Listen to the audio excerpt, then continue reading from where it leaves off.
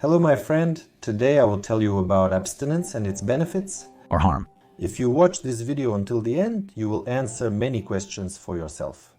You will understand how this actually works, where there is really a lot of lies, how to do it correctly, who absolutely should not do it, what consequences it can lead to, and what modern science says about it. I can already anticipate a bunch of abstainers in the comments. My friends, let me tell you right away, I absolutely don't care whether you abstain or not. I'm not sharing my own beliefs or my own point of view with you, but rather what I see in scientific literature, and I can provide references for that. So please, don't associate anything I say with me personally. Understand that all of this is the opinion of modern science. So if your opinion is different from this and you enjoy what you are doing, please continue. It's all good. It's worth setting aside the religious aspects right away. Indeed, there are some religions where people abstain for certain periods or even for a long time. For example, there are monks who refuse sex for their entire lives. The goals there are completely different. Not like many abstainers who say that we lose our life force during ejaculation, that ejaculation should only happen inside a woman, and that ejaculation should only be for the purpose of procreation. You can't just have sex for no reason. That is, everyone has their own motives for why this needs to be done. But there are hidden pitfalls that, unfortunately, judging by how zealously they defend this method, really need to be talked about. The thing is, there are clear contraindications. Some people simply shouldn't do this.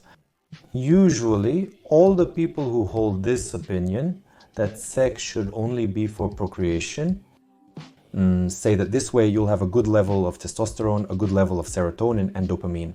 But first, don't focus solely on testosterone. To begin, analyze the metabolism curve, its function, composition and products. And then you can put on a smart face and talk about how things work in our body. Second, they say that abstinence might possibly lead to congestion, to angestia. Yes, indeed, it does lead to congestion. Not in everyone, but in some people.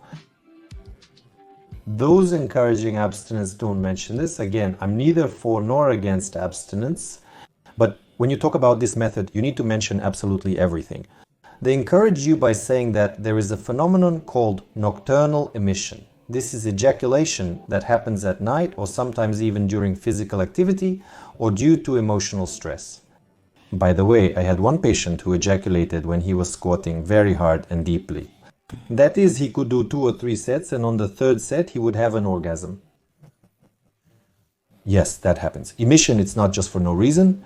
It is increasingly common among people with very high testosterone levels who are not sexually active and among people in adolescence. You might even notice yourself that at 14, 15, 18 years old, emissions happen much more often. A high level of testosterone, a higher level of stimulation allow the body to evacuate. Yes, it really is a natural protective mechanism to make sure that what accumulates inside you comes out, because when the prostate secretion doesn't come out, it is partially reabsorbed and partially starts to exit not toward the seminal vesicles, but toward the urethra. On the one hand, this is a protective mechanism, but let's think about it. You're telling everyone that they need to abstain. But what will happen to a young man with hypogonadism, with low testosterone levels, who won't have nocturnal emissions when abstaining? And let's not be deceitful and say that everyone has them. People with androgen deficiency and subclinical androgen deficiency practically don't have nocturnal emissions because their testosterone levels are extremely low. And what will develop in them accordingly? That's right, congestive prostatitis.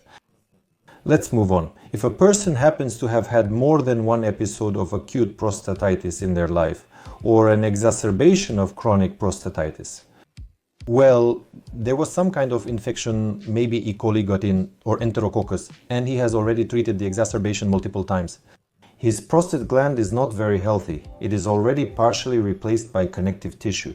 Fibrosis, calcifications, and chronic inflammation persist despite all efforts to eliminate them.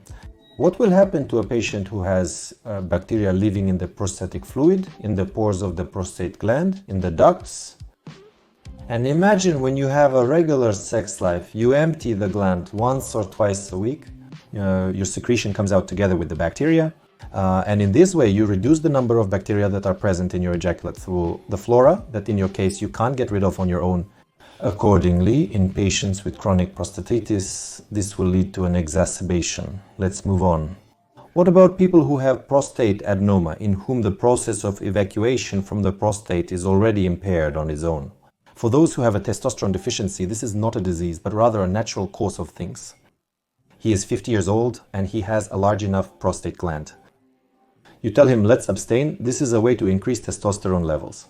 He starts abstaining, and on top of already poor urination, he develops an exacerbation of prostatitis.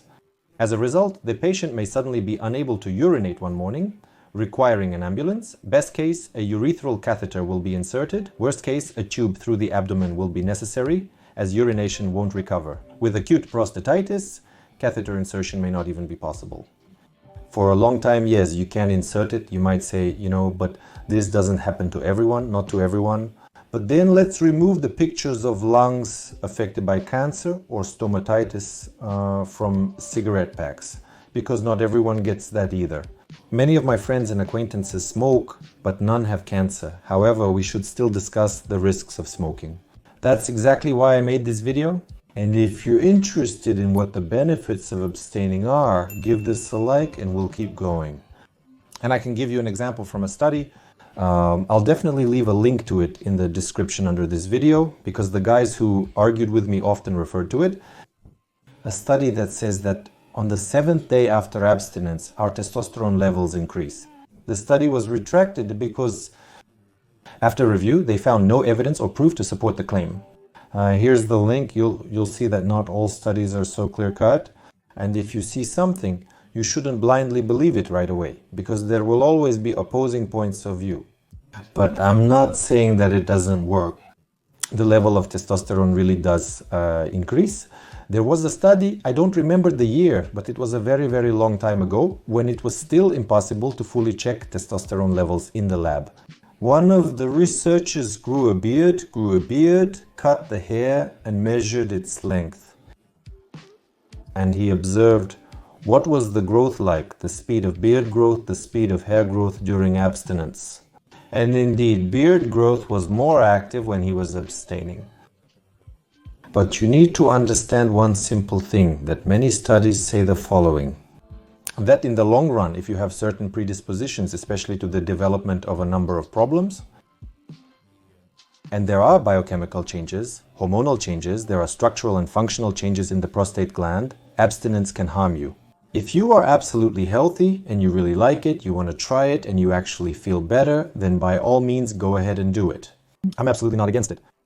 But when a person chooses to do or not do something, if you are encouraging him, please give him all the complete and detailed information. Because your ignorance will lead to the person having problems that you won't be solving, he'll have to solve them himself. Levels of stress hormones and the level of prolactin. They say that when you have sex, then for several days there is a drop in testosterone, in the level of testosterone. In fact, in studies we don't really see any significant changes. Testosterone doesn't drop to the lower limit or rise to the upper limit. Prolactin does increase, but it returns to normal about 10 hours after ejaculation.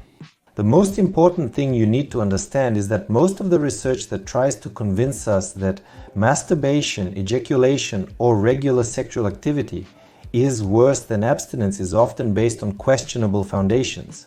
In reality, a lot depends on the fact that people who masturbate most often use pornography, and we actually have a great episode on the channel that will be released soon, so please watch our channel, subscribe, hit the bell, and you'll see it. There, I explain in great detail about the harm that pornography causes. So, perhaps for many people who served as negative examples in these studies, the main cause of poor sexual life and psychological problems was actually porn addiction, specifically the abundance of porn in their lives. That is, the groups are very uneven. Moreover, you understand that people in every country have their own specific mentality. For example, in Russia, there isn't a single study, we couldn't find any, on abstinence. All the references are to foreign studies. There are a bunch of similar studies that contradict each other. So if you're someone who practices abstinence, now if you want to abstain, you'll find 100 studies saying it's beneficial. If you're categorically against it, you'll find just as many studies saying it's harmful. My opinion as a specialist is the following. If there are no contraindications, if there is no prostate adenoma, no chronic congestive, that is stagnant prostatitis, no multiple calcifications, fibrosis, or sclerosis of the prostate gland, that is a decrease in its volume or a history of such conditions. If you haven't often had acute prostatitis in the past, then at least you can try this. Whether to try it or not, you decide for yourself. But if you have these conditions, or if you have problems with your testosterone levels, then in your case, unfortunately, abstinence can cause irreparable harm to your body. And the followers of both theories really like to give vivid examples, and I'll probably give you the two most striking examples. A supporter and, on the contrary, the opposite point of view. Muhammad Ali was a supporter of abstinence, and when he won the Olympic gold and when he won, I think, his world champion title, he abstained for quite a long period of time before important fights. And this, as he said, brought him results. And now let's take a very successful athlete from another sport, Cristiano Ronaldo. Cristiano Ronaldo, on the other hand, says that having sex is a mandatory ritual for him before every important game. Another question is, what if instead of sleeping, instead of resting, you spend midnight having sex? If it doesn't disrupt your training schedule and routine and actually helps in your case, then go ahead and try it. Otherwise, no matter how you look at it, it won't do you any good. I'm convinced that depending on the type of sport, for example, if it's a strength sport, then maybe indeed abstinence could be beneficial because your testosterone level will rise a bit at first. But if we're talking about proven scientific benefits or harm, then let's once again dive into the scientific research. They actually say that the speed of heart rate recovery and tolerance to physical exertion are better in those athletes who abstain before a performance. That's why all the studies I referred to today, I'll attach in the description to this video or post them on my Telegram channel. So check it out, take a look. There's another type of abstinence called sperm retention. Sperm is credited with miraculous properties, and some even say it contains a part of the soul. You can't waste it, but in reality you end up losing it anyway since it doesn't stay inside you. There's a phenomenon called nocturnal emission or night ejaculation. So no matter what, you can't really control it. That's the first thing. Second, there are some followers who say that you can have sex, bring yourself almost to orgasm and not ejaculate. This is very harmful. This probably will cause you the most harm because this leads to overstretching of the seminal vesicles. It will cause congestion in the pelvic organs, it will lead to angestia, to the absence of adequate sperm release, and it can lead to vesiculitis, even to inflammation of the seminal vesicles. To do it this way is not allowed. There are also some so-called miracle workers who recommend pinching the urethra during ejaculation to suppress it, or on the contrary, to pinch the perineum and practice the so-called dry orgasm. What is the foolishness of this theory? The foolishness is that the semen actually comes out, whether you pinch the perineum or the urethra, and not ejaculating at the same time, but experiencing orgasm. In reality, you are actually ejaculating, but you are ejaculating inside yourself. There are a number of pathologies. There are certain diseases that manifest themselves as retrograde ejaculation. That is, a person ejaculates, the semen comes out, but not outside, it goes towards the bladder. And then when you go to the bathroom, when you urinate, the semen comes out with the urine. In the long term, practicing this is also harmful. And over the years, this will lead to worsening of the ejaculation process itself, and you will experience decreased sensitivity of the head of the penis. You may provoke sclerosis of the prostate gland and also including prostatitis because you are forcing the semen. Look, at the moment of ejaculation, the bladder sphincter is closed. The prostate is squeezed between two sphincters. One is below the prostate, the other is above the prostate, right above the prostate. This is the one that prevents semen from flowing back into the bladder. But when you squeeze everything under the second one, which opens during orgasm, you force the secretion through and create high pressure in the prostatic part of the urethra, making it difficult for the sperm to exit. That's why some patients develop inflammation after this, some develop vesiculitis, and sometimes blood may even appear in the semen. This is called hemospermia. There are even patients who take it all the way and ejaculate. But because the sexual act is very prolonged and because they artificially hold back the onset of orgasm, they may later develop certain problems. I understand that you all do this if you practice with the intention of gaining benefit, not harm, because all the other options are religious beliefs. As I said before, we are not considering that, but there are more adequate ways to increase testosterone. In my free webinar, which you can find in the link under the description of this video, there is a free opportunity to participate. Check it out, maybe you'll find something useful there. And from you, my dear friends, to be honest, I would like to hear the truth, because you see, just like in research, some say yes, others say no. And if we have an honest dialogue with you and you write in the comments under this video whether you practice this, what it has given you, or if you have tried it. And maybe for some reason you gave it up, and it will be easier for me to understand where the truth is, and it will be easier for you to figure it out as well. And I'm sure there will be people in the comments who will both praise this method and criticize this method. As a doctor, I'm sharing clinical experience and the scientific consensus, not my personal opinion. But again, if you've made this decision and it works for you, then by all means, I fully support your choice and I respect it. So dear friends, don't think that I'm some kind of fierce opponent, because when I was filming a video with Andrei Lutsenko, a whole crowd of people who practice abstinence came at me.